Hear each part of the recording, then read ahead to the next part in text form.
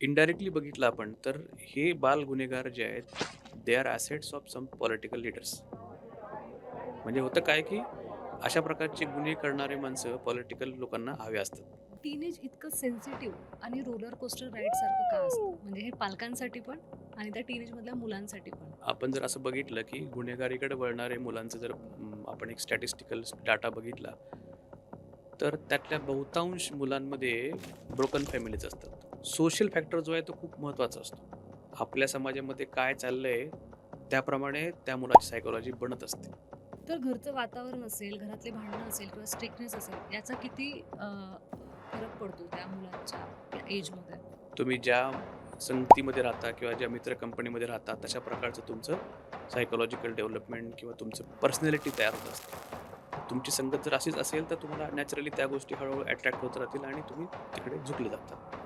मग काय करता आलं पाहिजे, तर काहीतरी डेअरिंगबाज केलं पाहिजे, काहीतरी हिरोइक केलं पाहिजे, काहीतरी खतरनाक केलं पाहिजे आणि मग ते ते करण्याच्या नादात मग त्यांचं ते बॅलन्स बिघडतो आणि मग हे अशा प्रकारचे काहीतरी कृत्य होत राहतात. ऑलरेडी क्राईमकडे वळाला आहे किंवा त्याच्याकडनं चूक झाली असं आपण गृहीत धरूया. तर त्या मुलाची मानसिकता कशी बदलता येऊ शकते, की त्यांनी नॉर्मल लाईफकडे वळायला पाहिजे? पालकांनी आपल्या मुलांसोबत कम्युनिकेशन फ्री ठेवलं पाहिजे. जेवढं लवकर तुम्ही कराल, तेवढं सक्सेसफुली बाहेर पडाल. जेवढं उशीर करणार, तेवढी पॉसिबिलिटी आणखी कमी होणार. कारण एकदा त्याच्यावर गुन्हेगारीचा शिक्का लागला, तर तुम्ही आम्ही समजून घेऊ, पण कायदा नाही समजून घेणार. तर सेक्शुअल आयडेंटिटी क्रायसिसमध्ये पॅरेंट्सनी काय लक्ष द्यायला पाहिजे? सुरुवातीच्या काळामध्ये हे लोकं साधे पाकीटमारी, अडवून पैसे काढणे, मारामारी करणे असे सिंपल प्रकारचे करतात आणि हळू त्याचं रूपांतर मग सीरियस क्राईम्समध्ये व्हायला लागतं.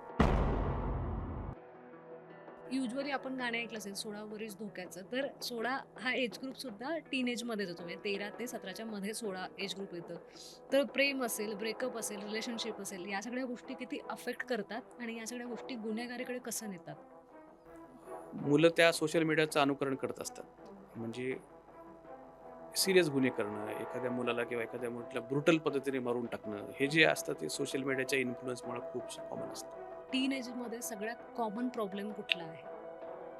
टीनेजमध्ये कॉमन प्रॉब्लेम ॲडिक्शन्स हा खूप कॉमन प्रॉब्लेम आहे. 13 ते 17व्या वयोगटातील मुलांचं प्रत्येकच क्राईममध्ये प्रमाण आपल्याला वाढताना दिसतंय. तर यावरती रेमेडीज काय असू शकतात? यावरती उपाययोजना काय असायला पाहिजे? इझिली अवेलेबल आहेत. मोठमोठ्या शाळांमध्ये, कॉलेजेसमध्ये आकडेवारी सांगणार नाही, पण फार प्रमाणात त्याचं एक्सपोजर मुलांमध्ये आहे. नमस्कार, मी सोनम. स्वागत आहे तुमचं महाराष्ट्र जागरणमध्ये. आज आपण ज्या विषयावर बोलणार आहे, तो खरंच खूप महत्त्वाचा विषय आहे. तो विषय आहे टीनेज. म्हणजे 13 ते 17 वयातील मुलं अचानक गुन्हेगारीकडे वळताना आपल्याला दिसतायत. त्याच्यामागे कारणं काय आहेत आणि या सगळ्यांवरती पालकांनी काय खबरदारी घ्यायला पाहिजे, या विषयावर आपल्यासोबत चर्चा करण्यासाठी स्टुडिओमध्ये आहे डॉक्टर सदाशिव गाडेकर. हे सायकियाट्रिस्ट आहेत. सर, खूप खूप स्वागत आहे तुमचं महाराष्ट्र जागरणमध्ये.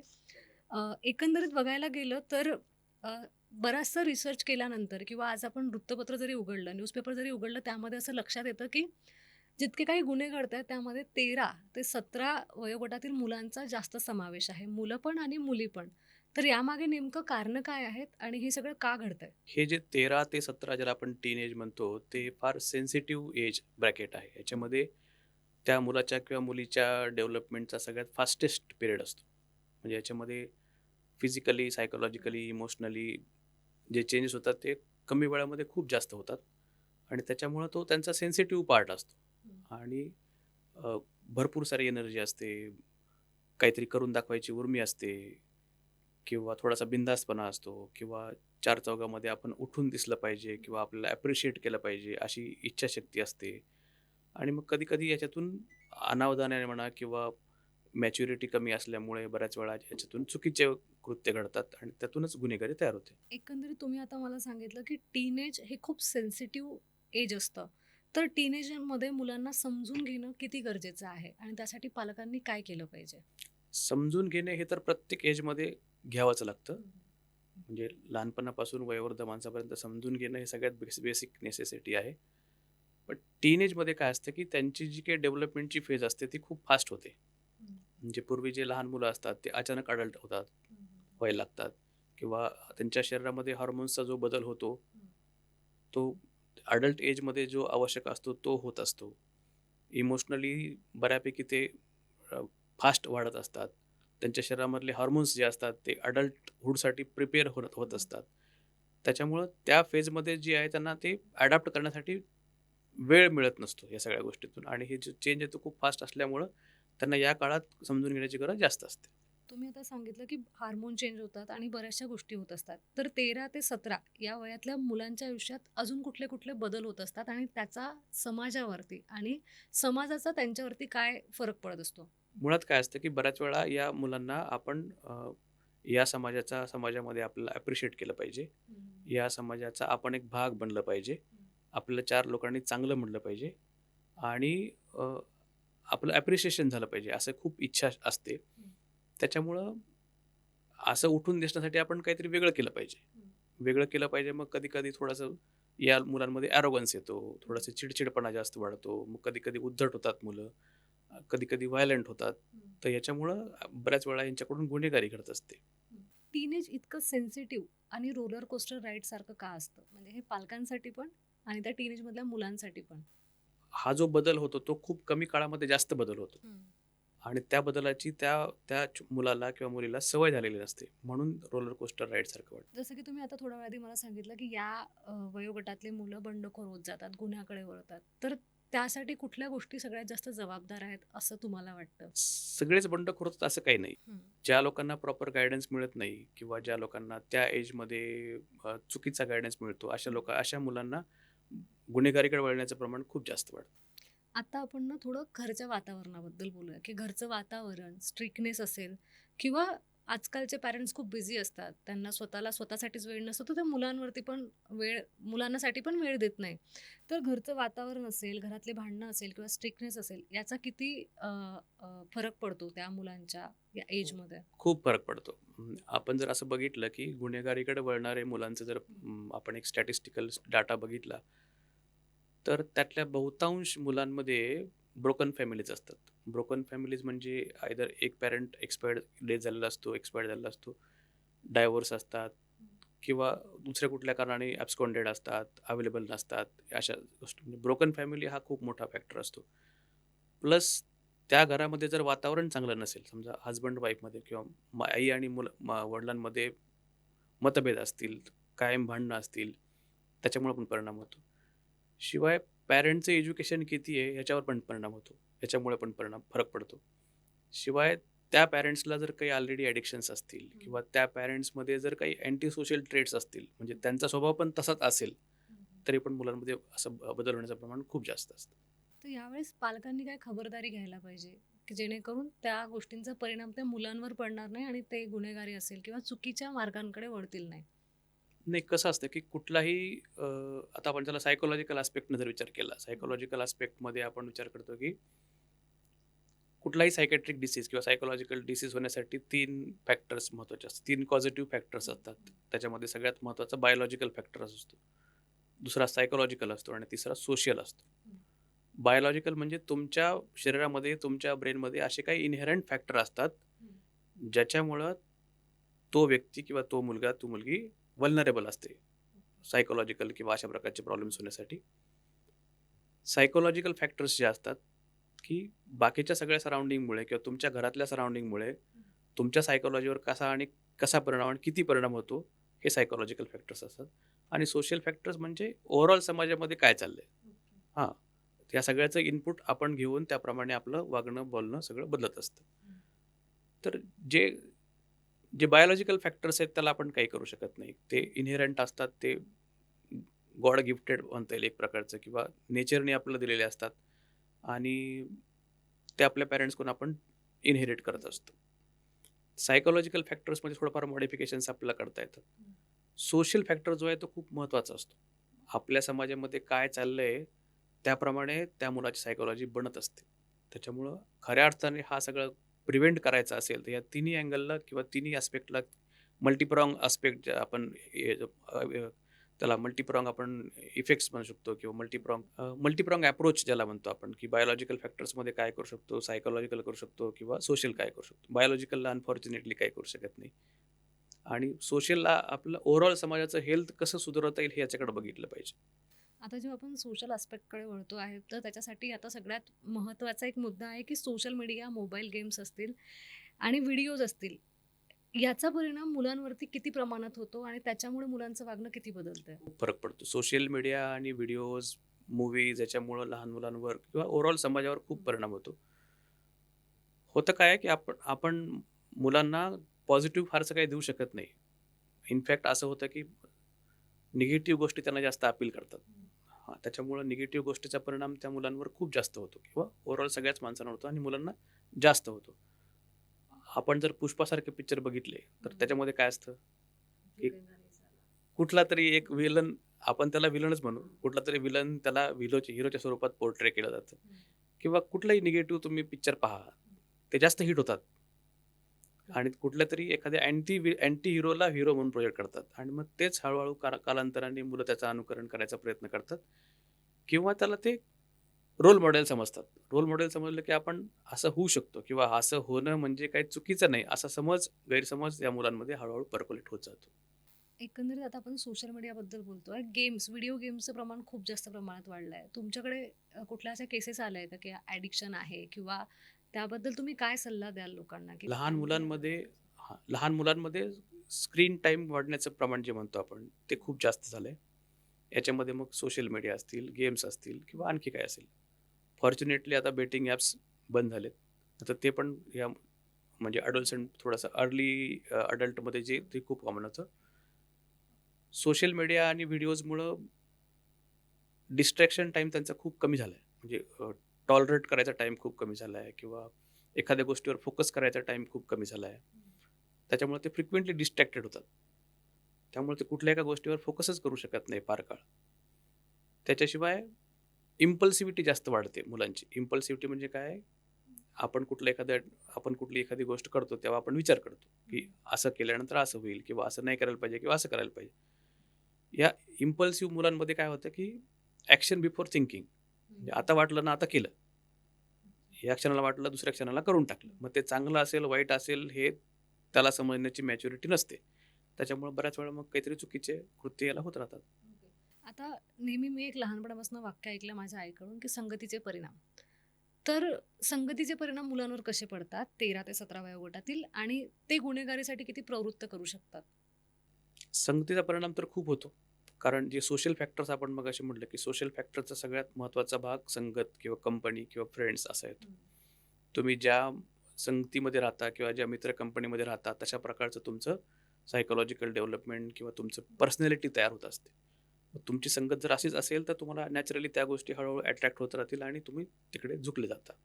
आजकालच्या जनरेशनमध्ये मी कूल दिसायला पाहिजे, मी कूल आहे, हे खूप प्रमाण वाढलं आहे. म्हणजे मी त्या दिवशीचं तुम्हाला एक्झाम्पल सांगायचं झालं तर एक सिंहगड रोडच्या कॅम्पसवरती एक 13 वर्षाची मुलगी किंवा 14 वर्षाची मुलगी मला सिगारेट फुकताना दिसली आणि ती म्हणते की "धिस इज कूल ना?" तर याबद्दल तुम्ही काय सांगाल, की कूल दिसण्यासाठी जे काही कृत्य आता मुलं-मुली करतात, त्यामध्ये मग ॲडिक्शन असेल किंवा मग गुन्हे असेल, तर तशा तुमच्याकडे काही केसेस आल्या आहेत का? किंवा हे काय कुठेतरी आहे हे प्रकार? आपण हळू हे सगळं नॉर्मलाईज करायला लागलोय. ॲडिक्शन करणं, लहान मुलामध्ये ॲडिक्शन वाढणं, एक्सपेरिमेंटेशनबद्दल नाही बोलत मी. ॲडिक्शन करणं आणि ॲडिक्शन करणं हे नॉर्मल सोसायटीचा भाग आहे, असं लहान मुलांमध्ये कुठेतरी पर्क्युलेट झालंय. त्याच्यामुळे त्याला असं वाटतं, की कूल आपण हे सगळं करून आपण राहू शकतो व्यवस्थित असं किंवा आणि लहान मुलांमध्ये कसं असतं, की पीअर प्रेशर खूप जास्त असतं. आणि तुम्हाला त्या सोबतच्या मुलांचं ॲप्रिशिएशन पाहिजे असेल किंवा त्याच्यासोबत तुम्हाला राहायचं असेल, तर त्यांच्यासारखं करता आलं पाहिजे. मग काय करता आलं पाहिजे? तर काहीतरी डेअरिंगबाज केलं पाहिजे. काहीतरी हिरोइक केलं पाहिजे. काहीतरी खतरनाक केलं पाहिजे आणि मग ते ते करण्याच्या नादात मग त्यांचं ते बॅलन्स बिघडतो आणि मग हे अशा प्रकारचे काहीतरी कृत्य होत राहतात. मला तुम्हाला विचारायचं होतं आता इथे, की एखादा मुलगा ऑलरेडी क्राईमकडे वळाला आहे किंवा त्याच्याकडनं चूक झाली असं आपण गृहीत धरूया. तर त्या मुलाची मानसिकता कशी बदलता येऊ शकते, की त्यांनी नॉर्मल लाईफकडे वळायला पाहिजे? अनफॉर्च्युनेटली जे ऑलरेडी क्राईमकडे वळले त्याला फार काही करता येत नाही. कारण त्याच्या ऑलरेडी भरपूर पुलाकडून पाणी वाहून गेलेलं असतं.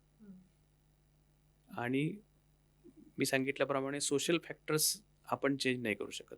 जे काही सायकॉलॉजिकल फॅक्टर्स असतात ते फक्त अर्ली स्टेजमध्येच काम करतात. अर्ली स्टेजमध्ये म्हणजे तो तो गुन्हेगारीकडे वळतोय किंवा त्याचे बाकी आणखी पॅरामीटर्स आहेत जे आपण नंतर बोलू. ते आयडेंटिफाय करता आले पाहिजे आणि ते आयडेंटिफाय करून तुम्हाला त्याला काहीतरी रिस्क त्याची कमी करता आली पाहिजे. अशा मुलांकडे ना समाजाचा पाहण्याचा दृष्टिकोनच वेगळा असतो. समाज असेल, नातेवाईक असेल किंवा मित्र असेल तर त्याच्यावरती वेगवेगळ्या प्रकारचा दबाव टाकत असतात. तर तो दबाव न टाकता अशा केसेसमध्ये पालकांनी काय करायला पाहिजे? कुठली चूक टाळायला पाहिजे? पालकांनी आपल्या मुलांसोबत कम्युनिकेशन फ्री ठेवलं पाहिजे. म्हणजे मुलांना जेव्हा कधी वाटतं की आपल्या पालकांशी बोलणं गरजेचं आहे किंवा जेव्हा ते बोलतात तेव्हा लिसनिंगच्या रोलमध्ये यायला पाहिजे.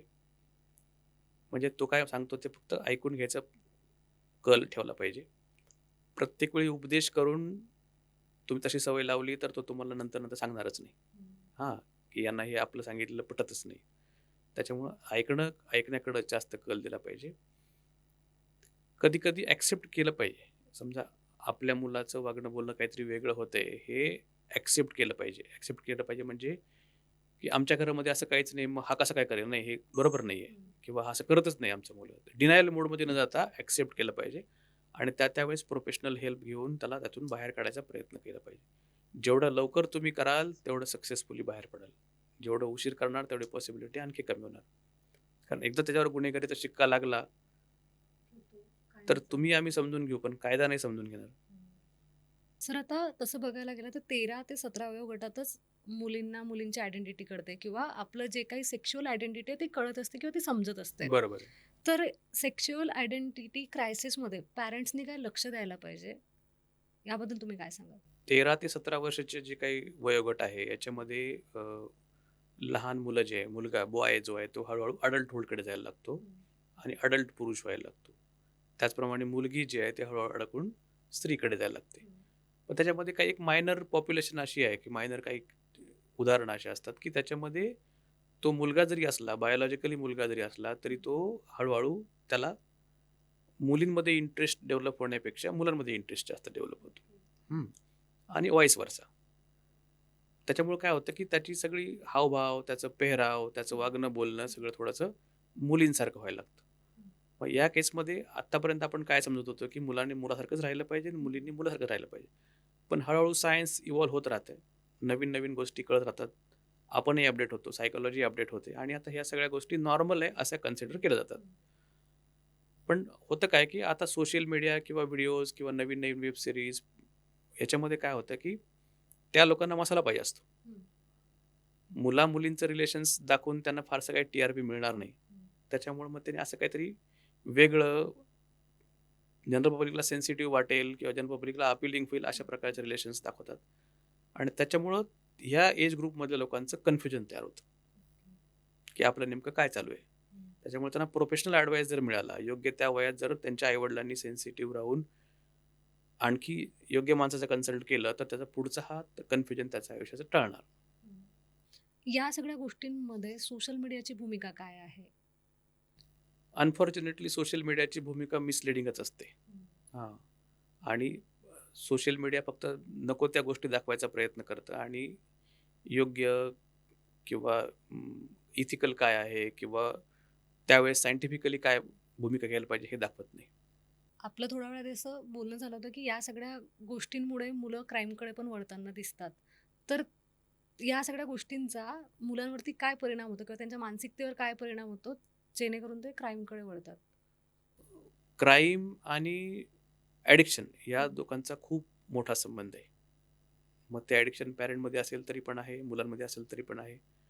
आणि असं लक्षात आलंय सर्व्हेनुसार, की 70% मुलांमध्ये 1, 2 अथवा 3 ॲडिक्शन्स असतात क्राईमकडे वळणाऱ्या लोकांमध्ये. त्याच्यामध्ये विशेषतः टोबॅको, अल्कोहोल, कॅनॅबिस किंवा आणखी इतर जे काही ॲडिक्टिव्ह सबस्टन्सेस असतात त्याचा समावेश असतो.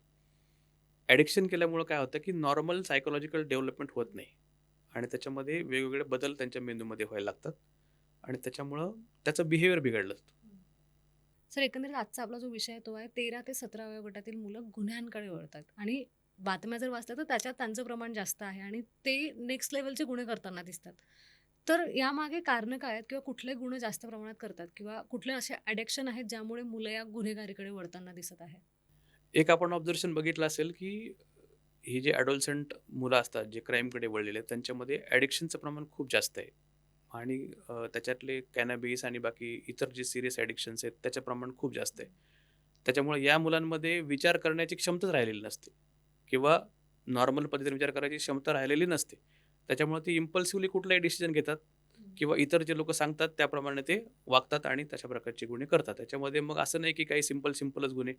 सुरुवातीच्या काळामध्ये हे लोकं साधे पाकीटमारी, अडवून पैसे काढणे, मारामारी करणे असे सिंपल प्रकारचे करतात आणि हळू त्याचं रूपांतर मग सीरियस क्राईम्समध्ये व्हायला लागतं. जितकेही फेमस रेप केसेस बघितले असणार, मग ते दिल्ली असेल किंवा मुंबईत घडलेलं प्रकरण असेल, या प्रकरणामध्ये ना जर तुम्ही म्हटलं की हे जे 13 ते 17 वयोगटातील मुले आहेत, हे पाकीटमार असेल किंवा छोट्या-मोठ्या गुन्ह्यांमध्ये तर आढळतातच. पण जर आपण वृत्तपत्र उघडलं किंवा आजकाल बातम्या बघतो, तर सेक्शुअल ऑफेन्समध्ये पण या एज ग्रुपमधल्या मुलांचं प्रमाण वाढलं आहे. तर याला सोशल मीडिया किती जबाबदार आहे किंवा याला अजून कुठल्या गोष्टी जबाबदार आहेत? ॲडिक्शन सोबत सोशल मीडिया हा खूप मोठा रिस्पॉन्सिबल आहे याच्यामध्ये. आता मी जे काही एखादी एक केस बघितली होती, त्याच्यामध्ये 9 वर्षाच्या मुलाला आई-वडील खेळता-खेळता मोबाईल देतात खेळण्यासाठी.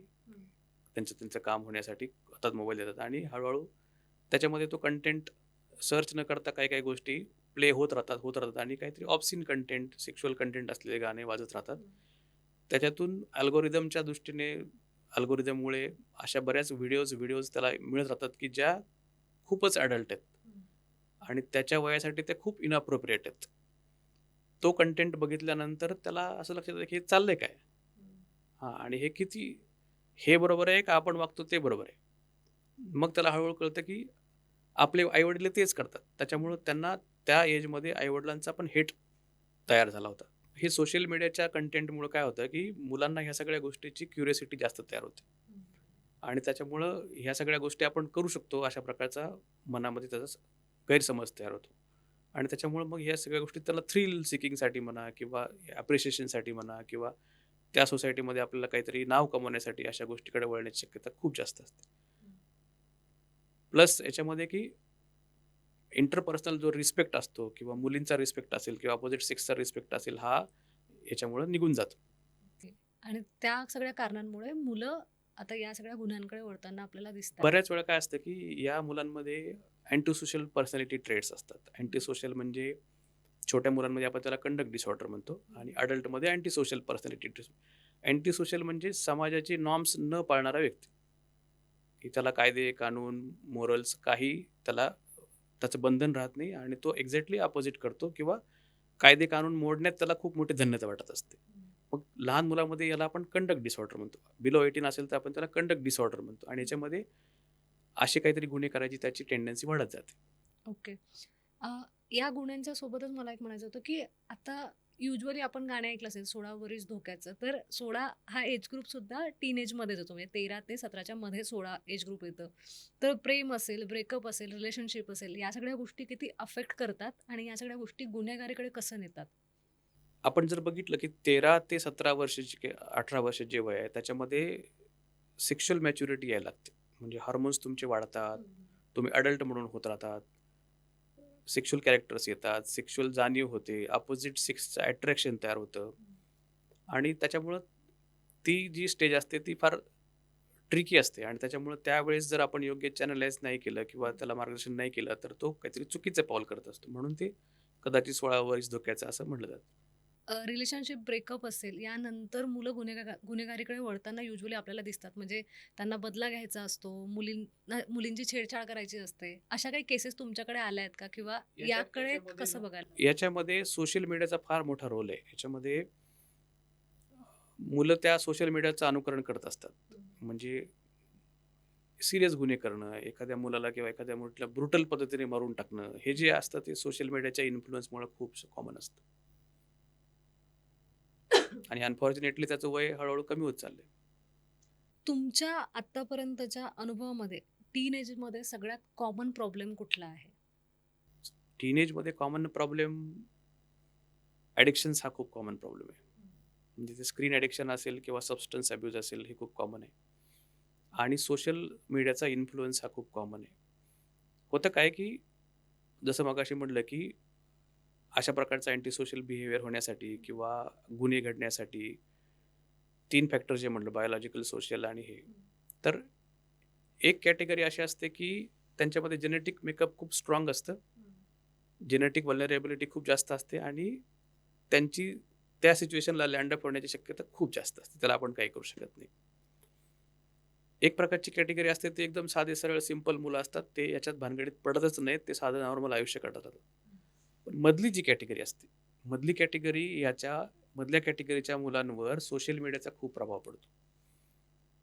कारण त्याच्यामध्ये ते ड्रिफ्ट होतात. जर त्यांना चांगलं कंटेंट मिळालं तर चांगले होतील, वाईट कंटेंट मिळालं तर ते अँटी सोशलकडे जास्त वळतील. या वयात मुलांचे हट्ट करायचं प्रमाण पण जास्त वाढतं किंवा कंपॅरिझन खूप जास्त वाढतं. त्याकडे पॅरेंट्सनी कसं बघितलं पाहिजे? सोशल प्रेशर खूप जास्त असतं. आपण इतर मुलांसारखं दिसलं पाहिजे, इतर मुलांच्या कंपॅरिझनमध्ये आपण राहिलं पाहिजे, आपल्याला 4 मुलांनी त्यांच्या ग्रुपमध्ये समाविष्ट करून घेतलं पाहिजे. ह्या प्रेशरमुळं मुलांचा हट्ट जास्त वाढतो आणि तुम्ही मुलांचे हट्ट अयोग्य पद्धतीने पुरवत गेलात तर हे हट्ट आणखी जास्त वाढतात आणि बऱ्याच वेळा जर हट्ट पुरवण्याची कॅपॅसिटी पालकांमध्ये नसेल तर हे मुलं मग विचित्र काहीतरी गुन्हेगारकडे करण्याकडे वळतात. याच्यामध्ये पॉलिटिकल अँगल पण खूप महत्त्वाचा आहे. म्हणजे कसं? पॉलिटिकल अँगलमध्ये असं असतं की हे जे अडोलसंट क्राईम किंवा क्राईम करणारी मुलं असतात, ह्या मुलांना असं वाटतं की कुठला तरी पॉलिटिकल लीडर आपला वरद असतं, म्हणजे आपला असा हात आहे आपल्या डोक्यावर, की आपण काही केलं तरी पण आपल्याला ते सोडवतील, कार्यकर्ता आहे. आपण जे फ्लेक्स पाहतो त्याच्यामध्ये छोट्या छोट्या मुलांचे फोटो असतात. मग त्या छोट्या मुलांना असं वाटतं की हेच जग आहे आणि आपल्या डोक्यावर भाऊचा हात आहे, म्हणजे उद्या आपण काही जरी उद्योग केला तरी भाऊ आपल्याला सोडवतील. भाऊ सोडवतातही, पण सोडवल्यानंतर भाऊ त्याचा योग्य पद्धतीने वापर करून घेतात. हा पॉलिटिकल अँगल याच्यामध्ये खूप जास्त आहे. आता तुम्ही मला सांगितलं की या सगळ्या गोष्टींमध्ये पॉलिटिकल अँगल पण खूप महत्त्वाचा आहे. तर त्याबद्दल अजून डिटेलमध्ये काय सांगाल, की नेमकं काय होतं? काय होतं, कायद्याच्या दृष्टिकोनातून बघितलं आपण तर बिलो 18 म्हणजे अडल्ट नसतो. त्याच्यामुळे त्यांना लीगल दृष्टिकोनातून बघितलं तर त्याला शिक्षा तशी होत नाही. त्याला मग बाल सुधारा गृहामध्ये वगैरे ठेवतात आणि शिक्षा त्याची माइल्ड स्वरूपाची, सौम्य स्वरूपाची असते. इनडायरेक्टली बघितलं आपण तर हे बाल गुन्हेगार जे आहेत, they are assets of some political leaders. म्हणजे होतं काय, की अशा प्रकारचे गुन्हे करणारे माणसं पॉलिटिकल लोकांना हवे असतात. कुठल्या एका पर्टिक्युलर पक्षाचं किंवा पर्टिक्युलर नेत्याचं आपण नाव न घेता, अशा प्रकारची मुलं हे त्यांना हवे असतात. त्यांची कामं काढून घेण्यासाठी हे मुलं त्यांना गरजेचे असतात. त्याच्यामुळं या लोकांना ते आणखी जास्त हवा भरायचं काम करत असतात. मोहरा बनतात हे पॉलिटिकल लोकांचं, असं आपण असं म्हणतात. बरोबर आहे. पण ह्यांचे इलिगल ॲक्टिव्हिटीज करण्यासाठी हे कामाचे असतात. ओके. तर या सगळ्या गोष्टींकडे आपला मुलगा वळू नये म्हणून पालकांनी काय खबरदारी घ्यायला पाहिजे? आजकाल इलेक्शनचा माहोल असला की पालकांना पण भारी वाटतं, की अरे माझ्या पोराचा या नेत्यासोबत फोटो आहे किंवा त्या नेत्यासोबत फोटो आहे, माझा पोरगा काम करतोय. पण त्या कामाचं एज किती असायला पाहिजे? हे काय आहे, की मुलांना रोल मॉडेल आपण कोणाला फॉलो करायला पाहिजे हेच माहीत नाही. गल्लीतले मुलं रोल मॉडेल फॉलो कोणाला करतात, त्या पॉलिटिकल लोकाला करतात आणि स्वतःचं आयुष्य, स्वतःचं फ्युचर बरबाद करून घेतात. आणि आई-वडिलांनी त्यांच्यासोबतचं असलेलं कम्युनिकेशन ओपन ठेवलं पाहिजे. नेहमी बोलला पाहिजे आणि आपला मुलगा कुठे राहतो, कोणाशी बोलतो, कोणाच्या पार्टीत जातो, पार्ट्या करतो का, रात्री उशिरा येतो का, त्याची बोलण्याची भाषा कशी आहे, शिवीगाळ करतो का किंवा अशा अँटी सोशल एलिमेंटच्या सोबत राहतो का किंवा अचानक त्याच्या हातात पैसा येतो का, हे पण बघितलं पाहिजे. बऱ्याच वेळा काय असतं, की लोअर सोशिओ इकॉनॉमिक बॅकग्राऊंड जर असेल, तर त्यांच्या हातात खूप सारा पैसा नसतो. अचानक त्यांना लक्षात येतं, की आपला मुलगा आपल्यापेक्षा जास्त पैसे कमवतोय. हे जे आहे ते त्यांना कधी सुरुवातीच्या काळामध्ये भारी वाटतं, चांगलं वाटतं, की आपला मुलाचं उठणं-बसणं भाऊसोबत आहे, आपल्या नगरसेवकासोबत आहे, आमदारासोबत आहे आणि त्याच्यातून मिळणारा जो पैसा आहे, त्यांना पण थोडा सुखावणारा असतो. त्याच्यामुळं पण मुलं हळू एन्करेज होतात ह्या सगळ्या गोष्टी करण्यासाठी आणि पालक त्यांना अडवत नाहीत. आणि असं त्यांचं गुन्हेगारीकडे जाण्याचं कल प्रमाण वाढत वाढत जातो, जातं. प्रमाण वाढत जातं. सर, एकंदरीत सांगायला गेलं तर आता 13 ते 17व्या वयोगटातील मुलांचं प्रत्येकच क्राईममध्ये प्रमाण आपल्याला वाढताना दिसतंय. तर यावरती रेमेडीज काय असू शकतात? यावरती उपाययोजना काय असायला पाहिजे? अनफॉर्च्युनेटली काय होतं, की या मुलांमध्ये सीरियस मोठे स्वरूपाचे गुन्हे करण्याचं प्रमाण खूप जास्त वाढतंय आणि कायदा त्या दृष्टीने या अँगलकडे वेगळ्या अँगलने पाहतो या गुन्ह्यांकडे, की ते अंडर 18 असल्यामुळं त्यांना तसंच शिक्षा सीरियस होत नाही आणि त्याच्यामुळं हे एन्करेज होत राहतात. याच्यामुळं काय होतं, की अंडर 18 असल्यामुळं त्यांना सीरियस पनिशमेंट होत नाही. त्याच्यामुळे त्यांना जो डिटरंट असायला पाहिजे, की डिटरंटच नाही, की त्यांना माहिती आहे, की आपण बिलो 18 असल्यामुळं आपल्याला सीरियस शिक्षा होत नाही. प्लस कन्व्हिक्शन रेट जर बघितला आपण, तर खूप कमी आहे. त्याच्यामुळं बऱ्याच लोकांचा असा गैरसमज तयार होण्याची शक्यता जास्त असते, की त्याच्यामुळे आपल्याला कितीही काही केलं तरी आपल्याला काहीही होणार नाही. आणि प्लस आपल्याला पॉलिटिकल अफिलिएशन जर असलं, तर आपल्याला तर काहीच होणार नाही. त्याच्यामुळे ते एनकरेज होत राहतात या सगळ्या गुन्हे करण्यासाठी. यासाठी जर साध्या काही रेमेडीज घरच्यांना फॉलो करायच्या असेल, पॅरेंट्सला फॉलो करायचं असेल, तर काय फॉलो करायला पाहिजे? सगळ्यात महत्त्वाचं म्हणजे डिसिप्लिन लहानपणापासून शिकवणं खूप गरजेचं आहे आणि इथिकल व्हॅल्यूज पोरांमध्ये खूप शिकवणं गरजेचं आहे. पहिल्यापासून तुम्हाला काय बरोबर, काय नाही, काय चुकीचं आहे हे लहानपणीच घरातच जर शिकवलं तर बऱ्याच प्रमाणात ही जी मधली पॉप्युलेशन आहे ती नॉर्मल ट्रॅकला किंवा चांगल्या ट्रॅकला राहण्याचे प्रमाण खूप जास्त असणार आहे. प्लस शाळेचा रोल याच्यामध्ये खूप जास्त आहे. शाळेमध्ये पण डिसिप्लिन इन्सिस्ट केलं पाहिजे. असं एक ऑब्झर्वेशन लक्षात आलं की स्कूलमधले जे ड्रॉपआउट्स आहेत, हे ड्रॉपआउट्सचं प्रमाण हे ड्रॉपआउट्स जे असतात त्याच्यामध्ये गुन्हेगारीकडे वळण्याचं प्रमाण खूप जास्त असतं. म्हणजे स्कूलचा ड्रॉपआउट हे अर्ली इंडिकेटर आहे असं म्हणता येईल आपल्याला की गुन्हेगारीकडे वळण्याचं. त्यामुळं शाळेनी आणि पालकांनी जर आपण जॉईंट एफर्ट्स घेतले की स्कूलमधून ड्रॉपआउट्स होण्याचं प्रमाण कमी केलं, तरी पण चाइल्ड डेलिक्वेन्सी किंवा गुन्हेगारी आपल्याला बरेच कमी करता येते. आता शाळेचा विषय निघाला म्हणून विचारते, की शाळेत शिक्षकांनी काय खबरदारी घ्यायला पाहिजे, जेणेकरून मुलं गुन्हेगारीकडे वळतील नाही? शिक्षण डिसिप्लिनवर जास्त भर दिला पाहिजे आणि मुलांनी मुलीसोबतचा रिस्पेक्ट, मुलींनी मुलासोबतचा रिस्पेक्ट, टीचर्स बरोबरचा रिस्पेक्ट, एल्डरली रिस्पेक्ट या सगळ्या गोष्टी लहानपणापासून शाळेपासून शिकवणं खूप गरजेचं आहे. अनफॉर्च्युनेटली काय होतं की शाळेत गव्हर्नमेंट टीचरला बाकीचे भरपूर काम असतात त्यामुळे त्यांना प्रत्येक मुलाकडे लक्ष देणं शक्य नाही आणि प्रायव्हेट शाळांमध्ये तेवढं फारसं कोणी पर्सन टू पर्सन लक्ष द्यायला तयार नसतं आणि एखाद्या मुलाला जर तुम्ही काही पनिशमेंट केली तर दुसऱ्याच दिवशी त्यांचे पालक तुम्हाला येऊन भांडतात. त्याच्यामुळं काही न बोलता आपला वेळ काढूपणा प्रयत्न करतात हे लोक. आता जसं की माझं अपब्रिंगिंग झालं असेल तेव्हा काळ वेगळा होता, तुमचं अपब्रिंगिंग झालं तेव्हा काळ वेगळा होता आणि आता जे काही बदलत आहे ते तर वेगळंच आहे. तर काय फरक तुम्हाला जाणवतो? काय सुधारणा अजून व्हायला पाहिजे किंवा काय गोष्टी बदलत आहेत त्या एक्सेप्ट करायला पाहिजे? मुळात शाळेचा अप्रोच थोडासा बदल व्हायला पाहिजे. शाळेच्या शिक्षकांनी ओव्हरऑल केअरटेकर सारखी भूमिका घेतली, त्याच्या ओव्हरऑल डेव्हलपमेंटसाठी काही प्रयत्न करता आले, तर ती जास्त आपलं आपण लहानपणीच्या काळात बघितलं असेल की खूप डेडिकेटेड टीचर्स होते. डेडिकेटेड म्हणजे त्या टीचरांना घरातलं बॅकग्राऊंड माहीत असायचं, मुलाचे वडील काय करतात माहीत असायचं, त्यांच्या घरचे संस्कार कसे असतात ते माहीत असायचं, मुलगा काही वेगळं काही करतो का ते माहीत असायचं. हल्ली काय होतं की शिक्षकांनाच शिकवण्यापेक्षा जास्त मोटिवेशन काही त्याच्यामध्ये नसतं. त्यांच्या पगारापुरते येतील, काम करून निघून जातील. उद्या मुलांना शिक्षा केली तरी पण आपणच प्रॉब्लेममध्ये येणार आहेत. त्याच्यामुळे ते पण त्या भानगडीत पडत नाहीत.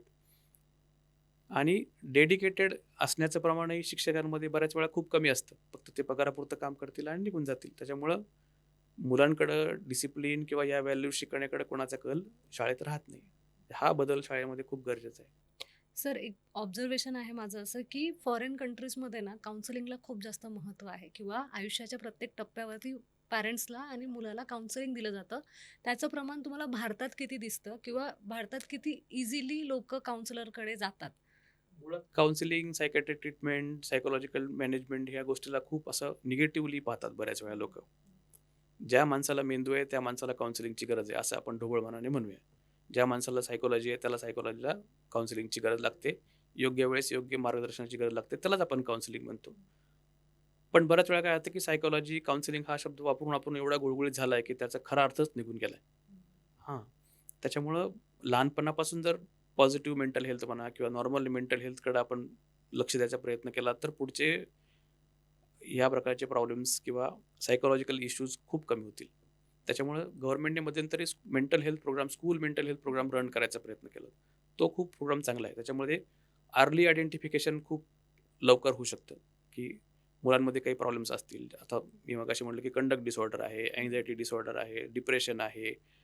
अशा प्रकारचे प्रॉब्लेम्स त्यांना स्कूलमध्ये असतानाच जर डेव्हलप झाले, म्हणजे आयडेंटिफाय झाले, तर पुढचा प्रॉब्लेम ऑटोमॅटिक टळतो. तुमच्याकडे सध्या 13 ते 17 वयोगटातील मुलं जे काउन्सिलिंगसाठी येतात, त्यांचा सगळ्यात मोठा प्रॉब्लेम कोणता असतो? फॉर्च्युनेटली ॲडिक्शन हा खूप मोठा प्रॉब्लेम आहे मुलांमध्ये आणि दिवसेंदिवस हे प्रमाण खूप जास्त वाढत चाललं आहे.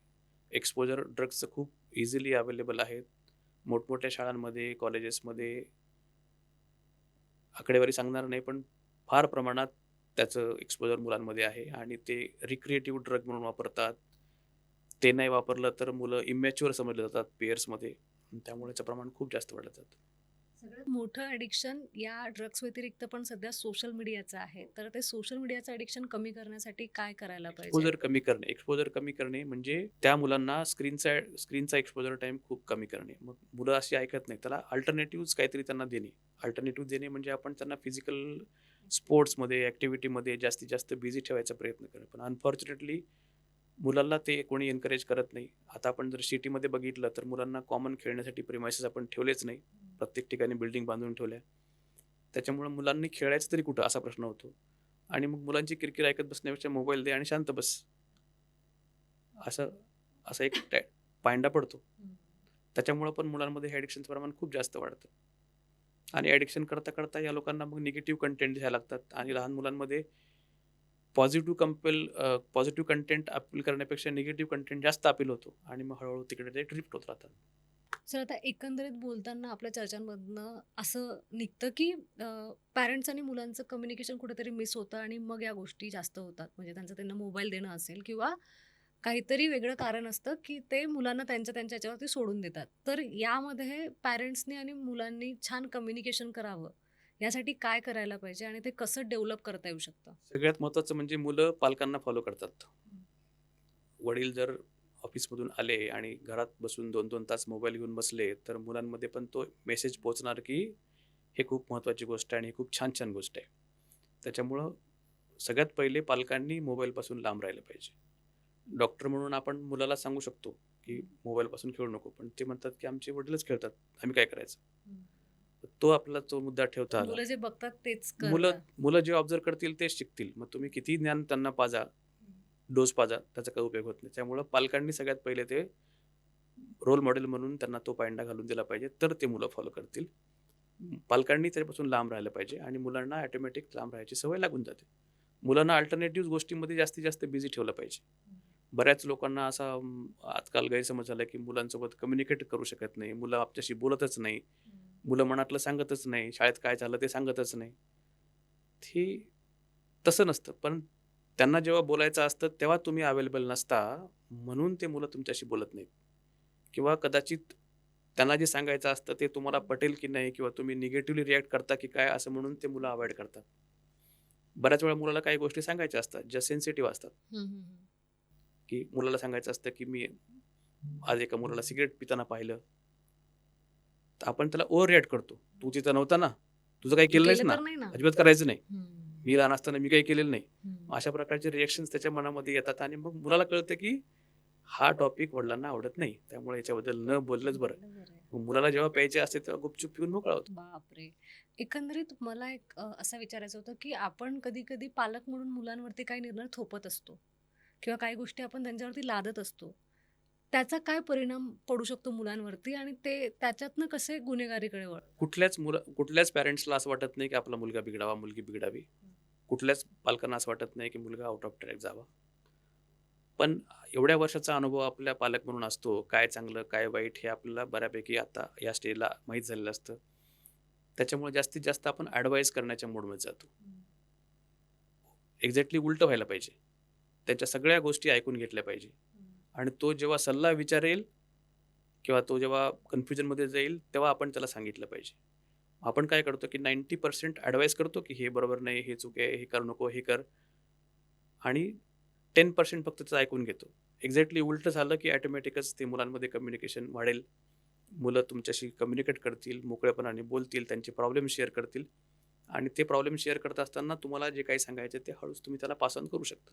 ओके. आता तुम्ही मला थोड्या वेळाआधी सांगितलं होतं, की सगळे लक्षणं आहेत जे आधीपासून दिसत असतात. तर ते अर्ली आयडेंटिफिकेशनसाठी नेमकं काय करायला पाहिजे पॅरेंट्सनी जेणेकरून त्यांना समजेल, की याचा ट्रॅक चुकतोय. तर कसं कम्युनिकेट करायला पाहिजे आणि कसं ते सगळं त्याच्या मनातनं काढून घ्यायला पाहिजे? मनातनं काढून घेणं वगैरे नाही शक्य. तो कसा बोलतो, त्याच्या बोलण्यात काही रिसेंटली काही बदल झालाय का? अचानक तो शिवीगाळ करतोय का? अचानक तो काहीतरी विचित्र बोलतोय का? अचानक तो काही मुलींबद्दल काही बोलतोय का? किंवा अचानक तो गुन्ह्याबद्दल काही जास्त बोलतोय का? त्याची कंपनी कशी आहे? त्याचे मित्र कसे आहेत? त्याच्या मित्रांमध्ये किंवा तो काही व्यसन करतोय का? हे जर बघितलं तर मला वाटतं बरेच प्रॉब्लेम्स ऑटोमॅटिक कमी होतील. 13 ते 17 वयोगटातील मुलांचे जे पालक आहेत, त्यांनी अशा 3 गोष्टी कोणत्या ज्या फॉलो करायलाच पाहिजे, जेणेकरून त्यांचे मुलं गुन्हेगारीकडे वळतील नाही. सर, एकंदरीत 13 ते 17 वयोगटातील मुलांचं फायनान्शियल मॅनेजमेंट कसं असायला पाहिजे आणि याकडे पॅरेंट्सनी कसं लक्ष दिलं पाहिजे? बऱ्याच पालकांची तक्रार असते की आमच्या मुलाला पैशाची किंमतच कळत नाही.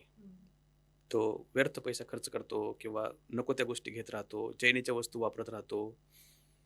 याचं मूळ जे आहे ते आपण मुलांमध्ये काय फायनान्शियल हॅबिट्स इंट्रोड्यूस करतो ह्याच्यावर जास्त असतं. तुम्ही जर फायनान्शियल शिस्त त्यांना शिकवलीच नाही तर त्यांच्यामध्ये ते येणारच नाही. तुम्ही त्यांचे प्रत्येक लाड, प्रत्येक गरज पुरवत राहिलात, पालकांमध्ये काय असतं की आपल्या लहानपणी जे मिळालं नाही ते आपण मुलांना दिलं पाहिजे. आपण कुठेतरी कमी नाही पडलं पाहिजे. हा सायकॉलॉजिकल इन्फ्लुअन्स खूप जास्त असतो. हे त्यांचं मत खूप स्ट्राँग असतं.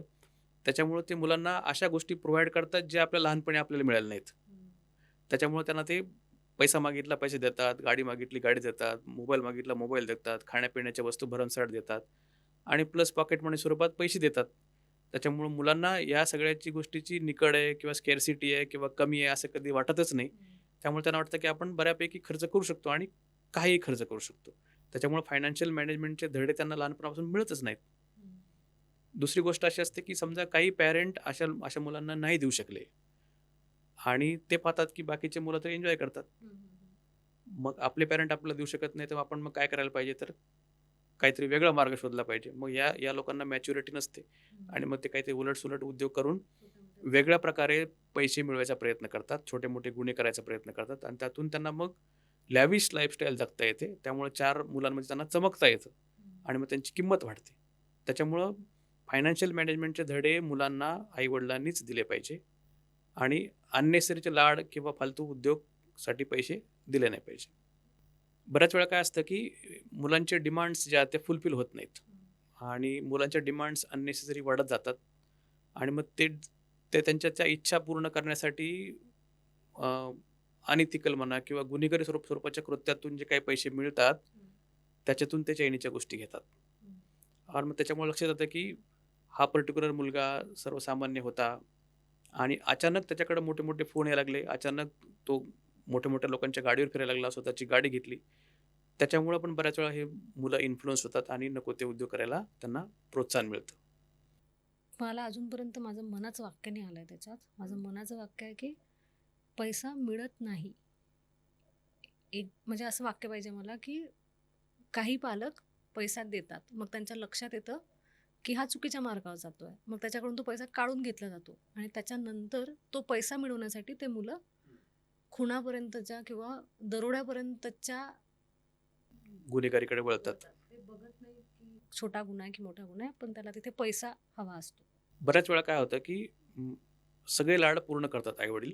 सगळ्या प्रकारचे लाड पूर्ण करतात. त्यांनी ₹100 मागितलं तर ₹200 देतील.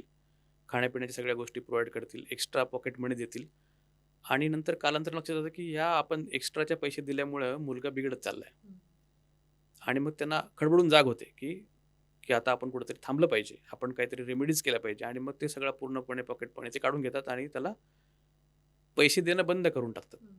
त्याच्यामुळे त्याला काय वाटतं की बाकीचे उद्योग सुचायला लागतात आणि मग नको त्या गोष्टी, नको ते कृत्य, नको ते गुन्हे घडतात आणि या मुलांमध्ये तेवढी मॅच्युरिटी आलेली नसते की काय नाही करायला पाहिजे, काय करायला पाहिजे आणि त्याच्यामुळं मग सीरियस प्रकारचे क्राईम्स, दरोडे असतील, घरफोडी असेल, मर्डर्स असतील किंवा लुबाडणूक असेल, ह्या सगळ्या गोष्टी हे मुलं करू शकतात.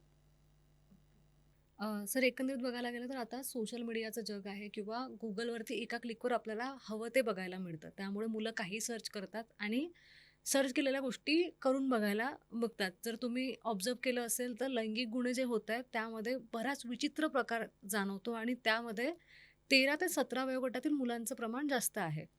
तर त्याकडे नाही वळायला पाहिजे म्हणून काय करायला पाहिजे आणि या सगळ्या गोष्टींना कारणीभूत काय आहे? बऱ्याच वेळा काय असतं की आपण YouTube झालं किंवा Google सोशल मीडिया झालं किंवा Googleचे जे काही फीड्स असतात, ते मुलांना आपण त्यांना अर्ली स्टेजमध्ये एक्सपोज करतो आणि इनअप्रोप्रिएट कंटेंट त्याला तो मिळत राहतो.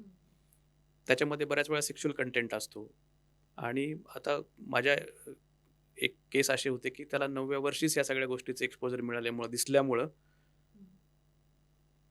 या मूव्हीजमध्ये काय असतं की कुठला तरी एक माणूस आपल्या मेडवर अत्याचार करतो.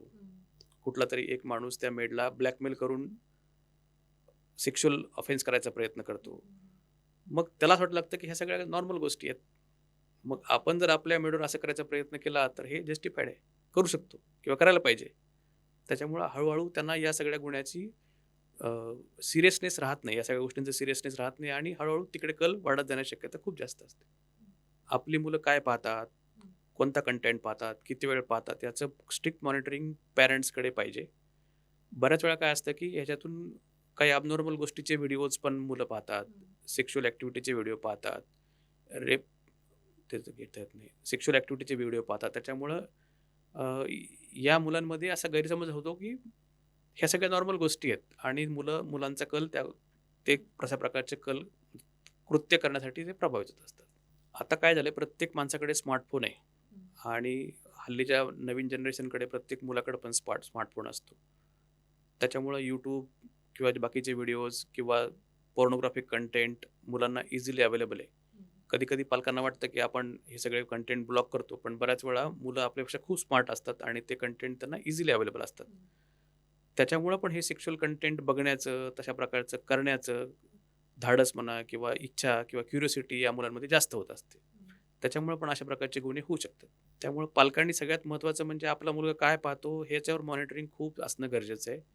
सोशल मीडिया किंवा Google, Facebook हे वाईट नाही आहेत किंवा ते एक टेक्नॉलॉजी आहे, ते एक टूल आहे. ते आपण कसं वापरतो ह्याच्यावर सगळं अवलंबून आहे. सर, तसं बघायला गेलं तर टीनेज या विषयावर बोलण्यासारखं खूप काही आहे. म्हणजे 13 ते 17 वयोगटातील मुलांबद्दल अजून आपण भरभरून बोलू शकतो आणि आपण बऱ्यापैकी आज मुद्दे काही कव्हर केले आहेत. पण तरी पण जर काही सुटत असतील तर मी ऑडियन्सला सांगेल की ते तुम्ही आम्हाला कमेंट बॉक्समध्ये सांगा की कुठल्या मुद्द्यांवरती तुम्हाला सरांसोबत चर्चा ऐकायला आवडेल. त्याचबरोबर सर, तुम्ही आज जो वेळ दिला त्यासाठी मनापासून धन्यवाद. आणि मंडळी, जर तुम्हाला हा पॉडकास्ट आवडला असेल तर महाराष्ट्र जागरणला फॉलो, शेअर आणि सबस्क्राईब करायला विसरू नका. आणि अजून तुम्हाला कुठल्या विषयावरती पॉडकास्ट बघायला आवडेल ते सुद्धा आम्हाला कमेंट बॉक्समध्ये नक्की सांगा. धन्यवाद. तुम्ही हा सेन्सिटिव्ह विषय घेतला. मला 4 समाजापर्यंत पोहोचता आलं. त्याच्यामुळं तुमचेही धन्यवाद.